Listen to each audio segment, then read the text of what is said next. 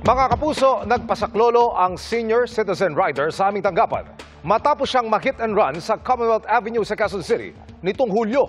Sa gitna ng paghahanap sa nakabangga sa kanyang driver, may lumutang na isa pang posibleng krimen. Inalam niya ng inyong Kapuso Action Man.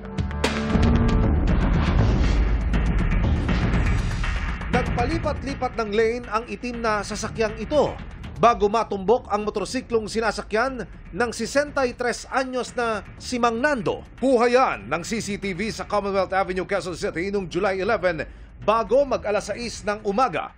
Pagtingin ko kaya, bigla na lang sumalpak ako, nawala na ako, bigla babaliktad na ako. Pagbagtan ko yun, tumama nga yung ganito ko rito. Sa halip na huminto ay humarurot palayo ang itim na sasakyan. Ayun, napamura na lang nga ako eh. Sabi ko sa isip-isip ko, kung traffic nga ako yun, talagang habulin ko eh. Kaso, ang takbuhan dito sa kanan, mabilisan. Sama ng loob ko kasi tinakbuhan ako eh. Nagtamo ng pasa sa dibdib at kanang tuhod si Mang Nando, base sa nakasaad sa kanyang medico legal. At ang panghanap buhay niyang motorsiklo, napuruhan. Linggo ko na naramdaman yung parang magana ganito ko. Pagtingin ko, may pasana ako rito. Ba't ako ginanon? Iniwanan ako eh. Inilapit ng inyong Kapuso Action Man sa Department of Transportation ang nangyaring insidente at agad nila itong pinaimbestigahan sa Land Transportation Office o LTO. Nitong August 4 ay naglabas ang ahensya ng show cause order. Pinagpapaliwanag nito ang may-ari ng sasakyan batay sa kanyang plate number hinggil sa nangyari noong July 11. Ayon sa LTO, maaaring maharap sa kasong reckless driving ang driver at maaaring masuspindi o ma-revoke ang kanyang lisensya. Itinaas din ito ang alarma para sa naturang sasakyan habang nagpapatuloy ang investigasyon. Humarap sa hearing ng Intelligence and Investigation Division ng LTO ang natukoy na may-ari at driver ng sasakyan. Pero ang sasakyang makikita sa CCTV, magkaiba sa nakarehistrong sasakyan sa ilalim ng plaka. Nagpaulak ng panayam sa inyong Kapuso Action Man ang kasalukuyang may-ari ng sasakyan na humiling na itago ang kanyang pagkakakilanlan.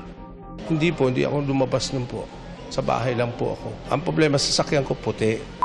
Talaga. Ang problema, plate number parang kambal yata. Ang plate, kambal lang.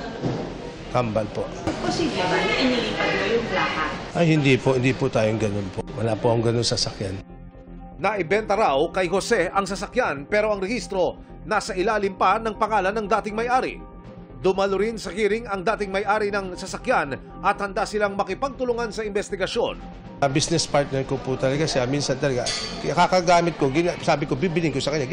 Sa ngayon ay isinailalim muna sa preventive suspension ang lisensya ni Jose habang naghihintay ng resolusyon sa insidente. Sana mahuli naman yung gumawa niyan. Hindi naman tayo ang may sala. Huwag naman po ganun. Patuloy ding iniimbestigahan ng LTO ang posibilidad na nagkaroon ng paggamit ng kambal o doble plaka. Nagpapasalamat naman si Mang Nando sa naging pag-usad ng investigasyon. Tututukan namin ang sumbong na ito. Para po sa inyong mga sumbong, pwedeng mag-message sa Kapuso Action Man Facebook page o magtungo sa GMA Action Center sa GMA Network Drive, Corner Samar Avenue, Diliman, Quezon City.